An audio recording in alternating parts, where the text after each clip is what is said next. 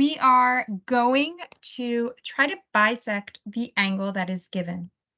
And the first thing that I'm going to do, just so that I'm using the same points all of the time, is I'm actually just going to put a point right at the vertex, just so that I know that that's going to be my common vertex.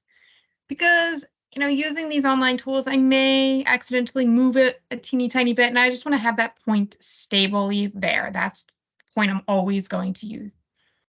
So to know if I'm actually bisecting something, I want to make sure that I know the original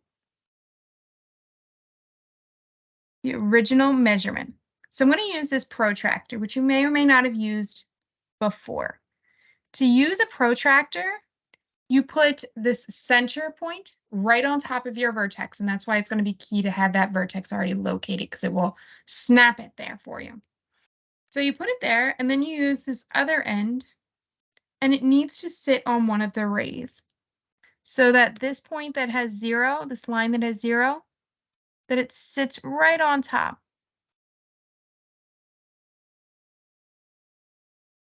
All right, I think that's pretty good. And I can see that if I started over here where I'm counting at 0, I have 10, 20, 30, 40. It is sitting right between the 40 and the 50. So this line right here, I think that the original measure of the angle is 45 degrees. So if I bisect it, it means I'm going to cut it in half. Original measure equals 45 degrees. All right, and if I cut that in half, bisected measure equals 22.5 degrees.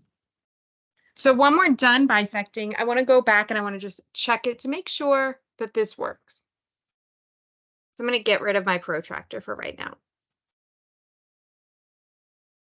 Now we're going to use circles, just like we did for our equilateral triangle. First point I'm going to make sure that I locate is that vertex. I'm just going to drop part of my compass there. The second, I just need to find somewhere that will touch both rays if I make a circle. You don't want to make it too large. You don't want to go all the way to the end because you're going to run out of space as you move forward.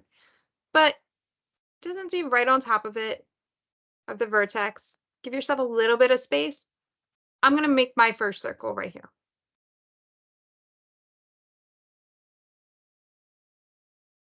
And you can see that it's touching both ends of the rays, or both rays. The places that they intersect are going to be the same distance from the vertex, because as we know with a circle, all of the points around the circle are the same exact distance from the center.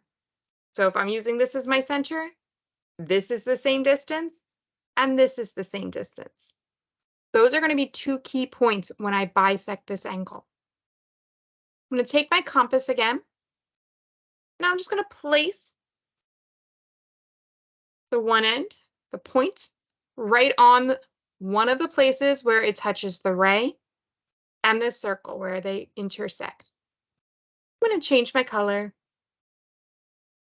And again, I want to make it a little smaller just because I don't want to go off of my page. And doesn't matter how large you make it, just so long as it ends up on your page when you draw.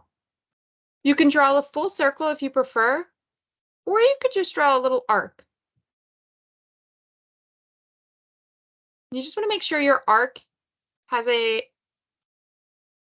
shows up in the center of your angle. Then you're going to do the same thing. You're not going to change any of the measurements here. You're going to just move the compass so that it touches where this part of the circle touches the other ray. And again, I'm just going to make a little arc here. I could make the full circle if I really wanted. I just try to limit what I have on my page because it gets a little overwhelming for me. Now you can see that these two arcs, they touch each other.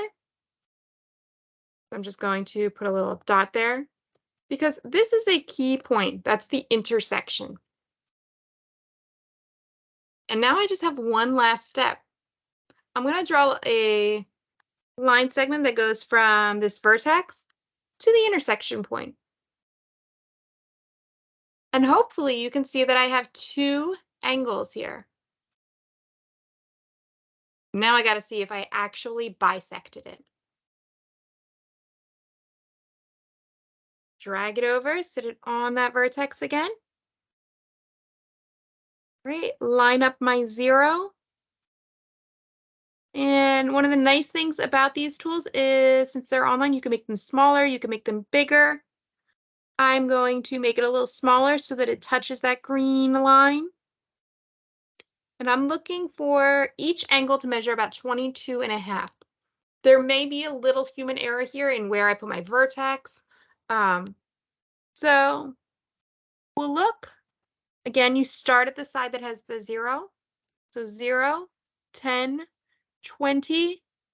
And if we look very closely, could zoom in a little bit, I can see this is 20, 21, 22, and it's right in between that 22 and 23. I think I have bisected my angle. So that is how we bisect an angle.